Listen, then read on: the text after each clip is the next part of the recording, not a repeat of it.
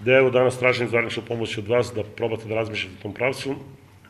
Opština Gračanin će da raspiše jednu proceduru da će prostor gde je smešten radio Gračanica na prvom i trećem spratu da ponudi civilnom društvu da se organizuje, što više vas bude učestvovalo tu, napravit ćete bolji projekat, da jednostavno napravimo prezentaciju naših života. Ne prezentaciju opštine Gračanica, mene to ne interesuje, opština to ne sme da radi. I druga stvar, opet vam kažem, koliko god je čovek na funkciji, uvek je jedan dan manje. Ja neću biti tu, doći će neko drugi. Kad? Vidjet ćemo, to ne zavisi od mene, zavisi od ljudi. Ne možete da promenite volju naroda i ne možete da im stalno stvarate iskrivljenu sliku, koliko god se to neko trudio putem medija, da napravimo jednostavno i jedan štampani list, i jedan web portal. Već smo vodili razgovore da se počne sa štampanim listom, da će od nove godine biti finansiranje možda za dnevni list, da pokriva celo Kosovo. Na to imamo pravo, mi od toga nećemo odustati. Imamo određenih pomaka vezano za televizijski kanal. Ja sam siguran da će ljudi koji budu to vodili znati kako to da izmenadžiraju interesima i informisanosti srpskog naroda, to bi ja tako nazvao. Da napravimo jedan medija centar, da svak može da kaže šta god hoće da kaže, da mu zato ne treba brdo para, da napravite mesto gde će se i učiti ljudi kako se prave montaže, i ljudi koji će učiti kameri, i ljudi koji će učiti studijskom snimanju. Imamo prostora, ja ne sumnjam da vi imate dobre volje, da imate znanja, da možete da okupite ljude, jer kad sledeće godine budemo pravili neke festivale, možemo da snimimo naše matrice, pa da ti festivali budu ozbiljniji nego da se radi uživo, znači sa našim aranžmanima, da ima deko da radi, jer meni je društvo i to, nije društvo samo trotoar. Imate problem, bilo kakav konkurs i ne možete da napravite muzičku numeru od 30 sekundi ako ljudi znaju, ali vi to nemate da snimite. Možete da snimite, čuti, kaži mami da ugasi veš mašinu, ja sad ovde snimam na kasetofonu sobi. I tačka. Vrlo brzo ćemo napraviti jednu ponudu i pozvati vas na razmišljanje da napravite vi jedan projekat gde će opština izaći susret da se formira jedna medijska kuća u Gračanici pod okriljem civilnog društva, naravno. Tako da, eto još jedan izazov za sve vas.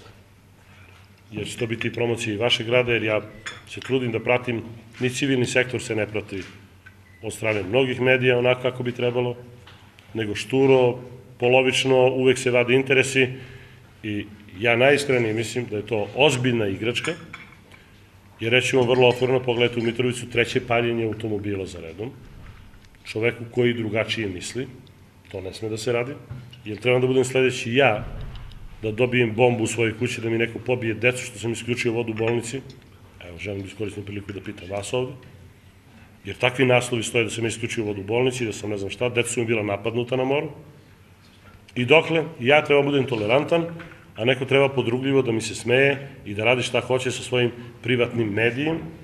Još što je najgora stvar, obično mnogi uopšte ne žive ovde. Znači, to je još interesantnije. Ako neko misli da ja to ne smem da kažem, evo vidite, rekao sam. I ako mislite da vi treba da ćutite, vi ćutite. I ako građani misle da treba da ćute, neka ćute. Ja ću opet da kažem.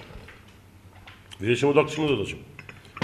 Jer će sutra neko vama, koji ste radili neku pozitivnu kampanju za goli opstanak ovde, da zapali automobil. Zato što pogledajte šta se radi, kako se bifluju komentari, kako se to, o čemu se radi, šta je to, kakve su to podele, izdajnici, kakve su to prozivke.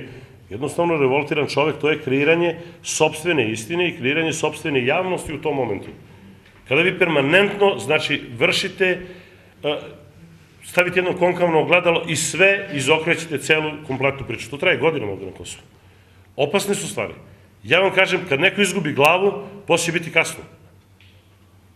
I treba neko da shvati da mi svi imamo lične, privatne živote i da ako je neko zaboravio, ja nisam zaboravio šta je ni čojstvo ni junaštvo, i da ne bi želeo da dođemo u tu situaciju da se pozivamo na čojstvo i junaštvo i da svoje porodice branimo, znači, kako znamo i umemo lično i privatno.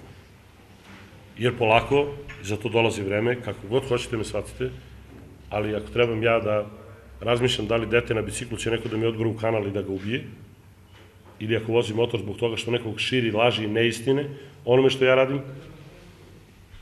da li je naručeno ili ne, I time će da se, boga mi, i već se bavi neko, jer ne možete, imate pravo na sopstveno mišljenje, na sopstveno pisanje, na sopstveni govor, ali nemate pravo na sopstvenu istinu.